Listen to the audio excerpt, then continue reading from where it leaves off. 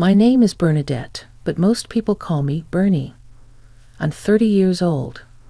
I've always been the kind of person who cares deeply for others, the one who goes out of her way to help even when it's not asked for. I was raised to be kind and generous, and I never held a grudge against anyone. But then there's Rolf. She's my sister-in-law, and boy, let me tell you, she's a piece of work. Rue is the only daughter in her family, and I quickly realized how spoiled she was. She had this air of entitlement, always acting like she was the queen bee. What bothered me even more was how she treated her own kids, Hannah and Ula. They'd come over for sleepovers, and every time they'd complain about their mom. They told me she was strict, hardly ever home to play with them, and they saw on her social media that she wasn't on work trips, as she told them, but out partying and drinking, acting like a reckless teenager. It infuriated me. I could handle Rue being a bad person, but a bad mother too. That was a line I couldn't let her cross for the sake of her kids, at least. So I started feeling resentful towards Rolf, and I didn't hesitate to share my frustrations with my husband, Greg. However, he was serving in the military and was often away from home, so there wasn't much he could do about his sister's behavior or how she treated me or her own children.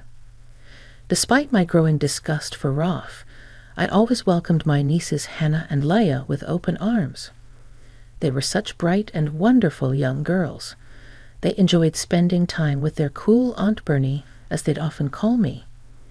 Whenever Ruth would come back to pick up the kids after her mysterious outings, I tried to talk to her in private. I'd tell her that what she was doing wasn't right, and that she needed to step up as a parent. But Rue's reaction was far from what I'd hoped for. She'd fly into a rage, yelling and cursing at me right in front of her own children, causing a scene, making a mess in my home. She claimed that I didn't know anything and that I had to stay out of her business. Maybe you think I'm wrong for telling a parent how to parent, but how couldn't I? I saw how those girls were feeling and how sad they'd be when they had to return home. Something had to give, right? This went on for a while, and I brushed it off until one day I received a text from Rolf. She threatened to make my life a living hell if I kept on talking about her life choices. I was frustrated and feeling cornered, so I decided to reach out to my mother-in-law. To my surprise, I found that she had blocked me. It wasn't just her either. I soon discovered that other in-laws had blocked me too. I couldn't understand why they would do this, but I had a strong hunch that Ruth was behind it all. She treated me poorly ever since I joined the family, and this was just another example of her vindictiveness. Frustrated by the situation, I decided to take matters into my own hands. I contacted Rue and arranged to meet her for a serious chat, as it appeared no one else was willing to put her in her place. We met up at a local coffee shop, and I began by calmly explaining that I didn't appreciate the way she'd been speaking to me. I wanted a productive conversation, but of course, Rue's reaction was far from constructive. She started yelling at me as she normally does, but this time I wasn't having any of her BS. I told her that I wanted to have a productive conversation, making it clear that if she wasn't willing to talk to me like an adult, I'd leave and never bother her again, and I would expect the same from her. This made her stop in her tracks for a while, typical.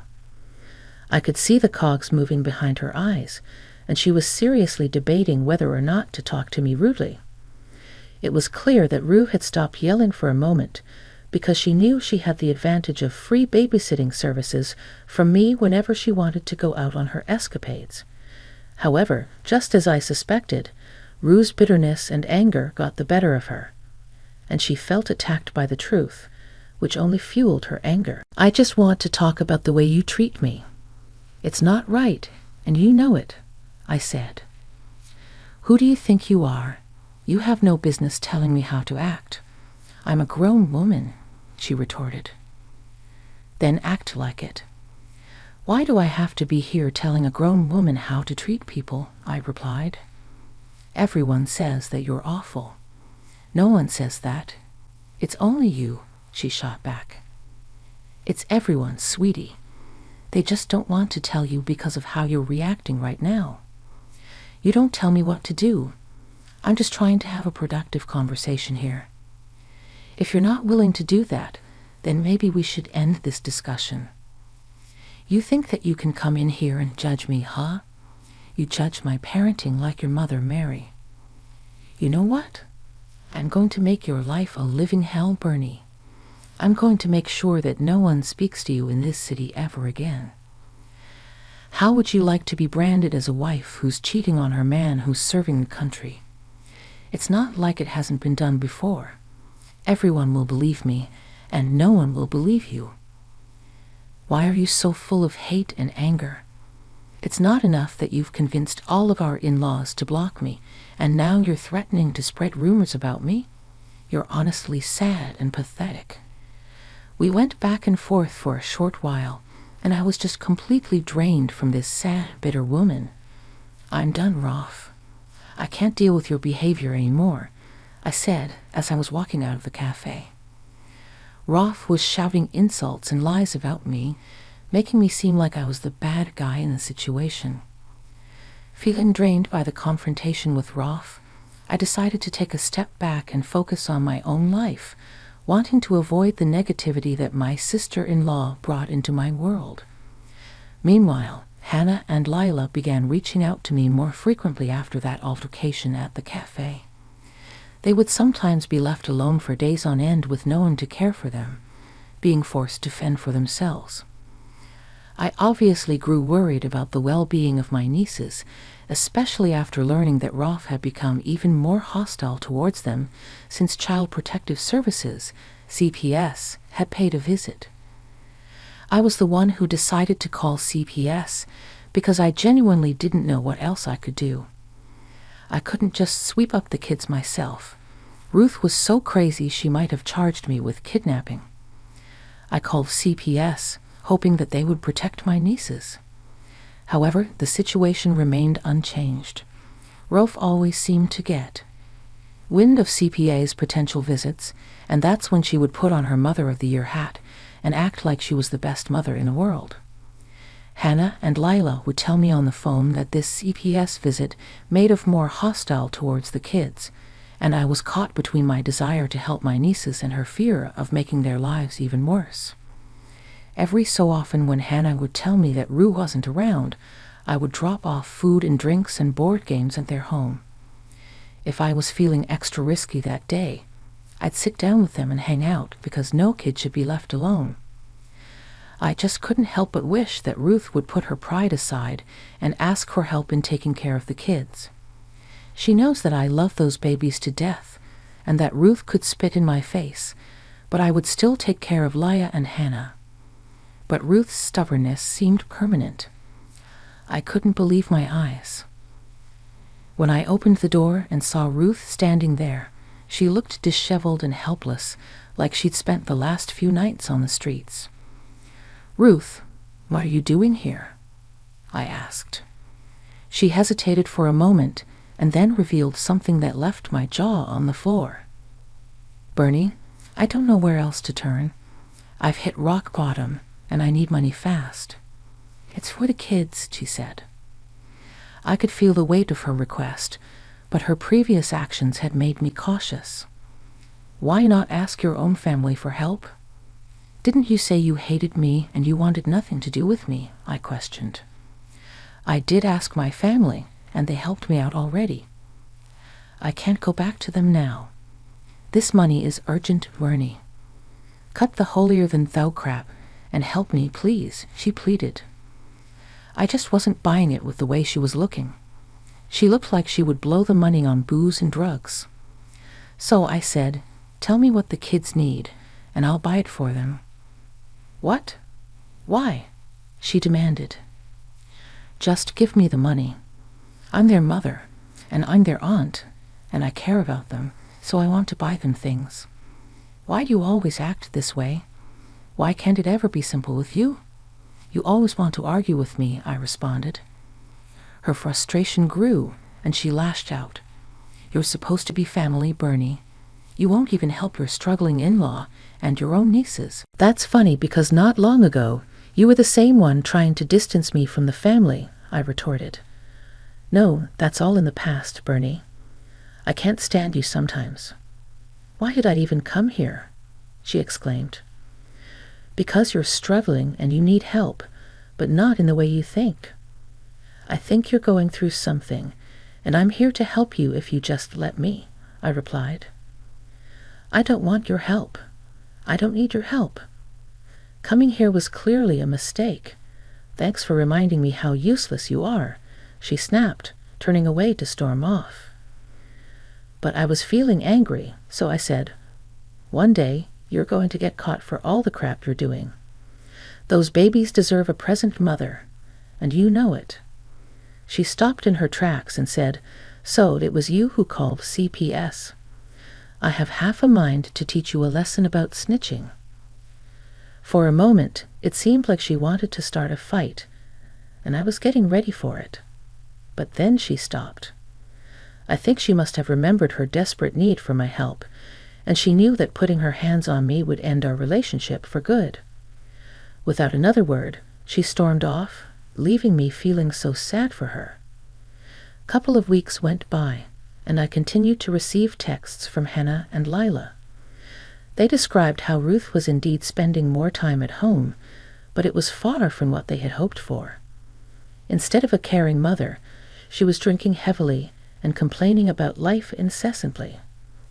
Hannah and Lila's messages filled me with deep sympathy for them. I wished I could whisk them away from that environment to offer them the stable, nurturing home they needed. It became increasingly evident that their mother was only home more often to give the appearance of being a responsible parent. The truth, however, was far from it. Then one night I received a call from Hannah and Lila, and their voices trembling on the other end of the line. I could hear the shakiness in Hannah and Lila's voices as they spoke to me, and it tugged at my heartstrings. Aunt Bernie, things aren't okay here. We'd really miss you. Why don't you come to visit us? Yeah, Aunt Bernie, I missed your cookies and your stories. I felt a lump in my throat, but replied with as much reassurance as I could muster. I miss you both so much, and I promise you we'll find a way to spend time together. Your happiness means everything to me. Things with your mom are a bit sticky right now, but you don't need me to tell you that. God, I wish I could just whisk you two away to Bora Bora like I promised. Yes, to Bora Bora, and to anywhere you two want to go. Where would you like to go, girls? We spent the rest of the evening chatting about lighter subjects, trying to forget the harsh reality of their situation, if only for a little while. One day, when I was minding my own business, I heard the loud roar of a car in my driveway. Anyone who knows me knows I'm a homebody, and people don't just pull up to my place unexpectedly. So obviously, I rushed outside to see who it was.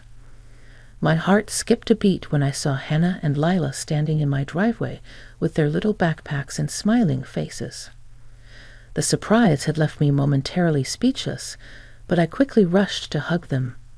I had missed them so much. I saw Ruth in her car, pulling out of the driveway. Was she just going to leave them here without saying anything? What's going on, Ruth?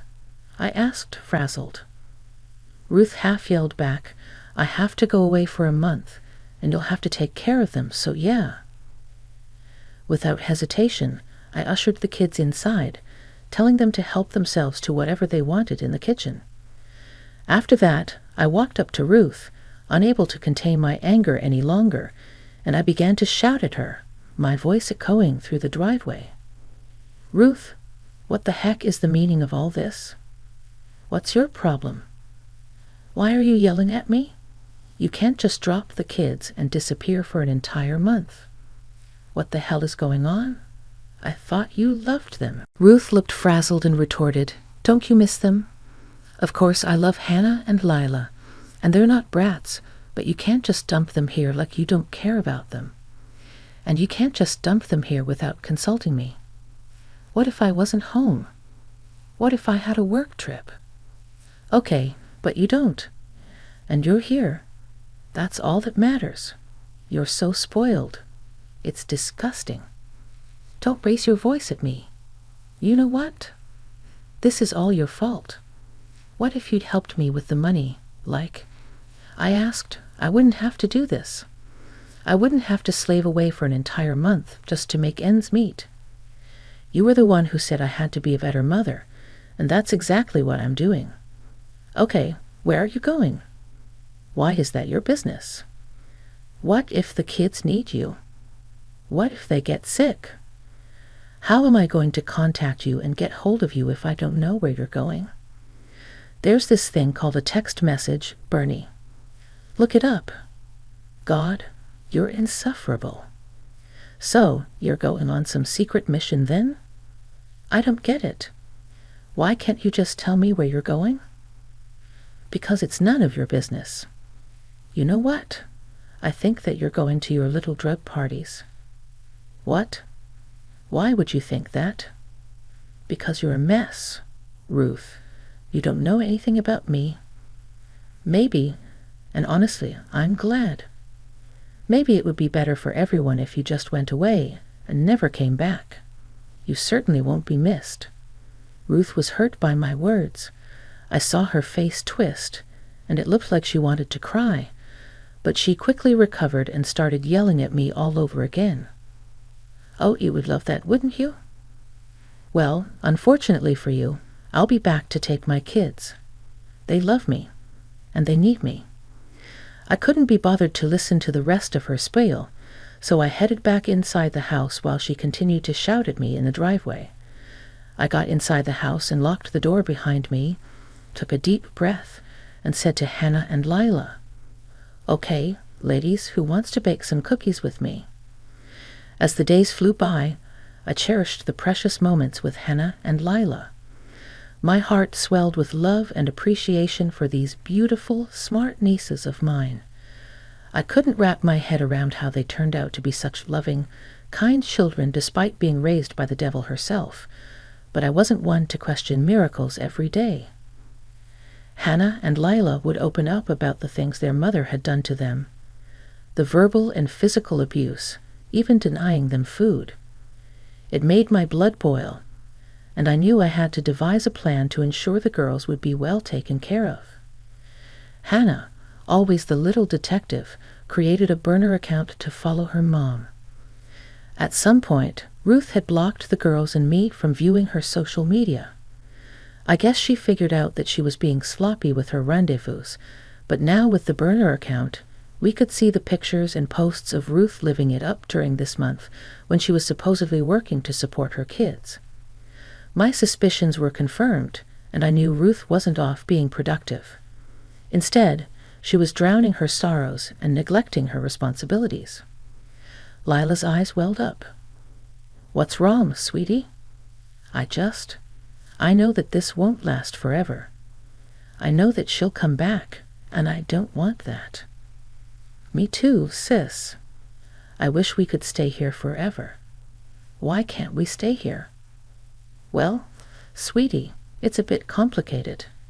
She's your mother, even if she isn't a good one. She's still your mother, and the laws make it very difficult for kids to live with whoever they want, even if they're completely in the right. I hugged them both tight and promised that everything was going to work out for us. I told them I would figure something out and make sure that they were protected, even if I couldn't physically be there for them. As the month was ending, Hannah and Lila grew increasingly nervous. The thought of going back home with their horrible mother didn't bring them any comfort. I tried my best to stay strong and calm for their sake, but I couldn't deny it. I was also feeling pretty sickly and nervous too. That Ruth lady was something special. True to form, Ruth arrived a day later than expected, and when she stepped out of the car, she looked like a complete mess. Her hair was disheveled, her eyes bloodshot. She clutched a cigarette between her shaky fingers. Hannah, was still clinging to me. "Come on, girls, I don't have all day. Get in the car." Ruth waited for her children to run to her. She probably envisioned it, but they didn't. Frustrated, Ruth began yelling at her kids, ordering them to move and come to her so they could go home. She even tried to bribe them with the promise of pizza, but it didn't work. "Aunt Bernie, I don't want to go with her. Please don't make us go with her." And that moment right there completely broke my heart. I mean, how could I say no to that? I just couldn't. I mustered up the courage and said, "Ruth, I don't think the girls want to leave." She looked shocked, probably not expecting such a standoff, and slowly she moved closer. And that's when Hannah, with newfound bravery, spoke directly to her mother. "We don't want to go home. You're mean to us." Ruth was yelling louder at this point, drawing attention to this otherwise chilled and quiet neighborhood, and I was feeling nervous and embarrassed because I didn't want things to escalate. "What the hell are you talking about, little brat? I'm your mother." "No, you're not our mother." "Excuse me, you heard me. I don't even want to call you Mom anymore." "Yeah, me neither. You're not my mom. Aunt Bernie is. Aunt Bernie is more of a mom to us than you ever were." "Oh, I see what's going on. You've brainwashed them, huh? This was your plan all along, wasn't it? To get them to be on your side and to leave me in the dust." "Ruth, I can assure you I never told them to say any of this. I'm hearing it for the first time, too." "We're not lying. We want to stay with you. You're our real mom." "Why do you even care, Ruth? Wouldn't it be better this way? You never wanted us, and you don't even love us, so why can't you just let us live with Aunt Bernie?" Ruth seemed stumped at this point. She started blubbering and muttering some excuses, but it was all nonsense. It seemed like she had finally shut up. Being denied as a mother and having your kids call someone else their mom must have cut her pretty deep, because I've never seen Ruth that embarrassed before. I don't know what to say. Let's be honest here, Ruth. The kids have a point, and I think they're old enough to know what they want and what they don't want. And clearly, they don't want you. But why? Why doesn't anyone want me? Come on, Ruth, don't act like you didn't do this to yourself. You've been such a horrible human being, so don't be surprised when people don't want to be around you anymore. I just didn't think that my own kids would deny me. Your daughters are the smartest, most beautiful people I know. You couldn't have treated them so poorly and expected them to love you unconditionally. That just doesn't make any sense, Ruth. You're smarter than that." Ruth didn't even have any more words. She looked at her daughters pleadingly, but she couldn't even bring herself to say sorry or ask, "How can I make things better?" Hannah and Lila were ruthless, turning their backs on their mother and getting back inside my house, as if to say, "We're done with you." I stood there with Ruth, and she slowly retreated back to her car without saying a word. I didn't know what to say to her. I guess her spirit was completely crushed.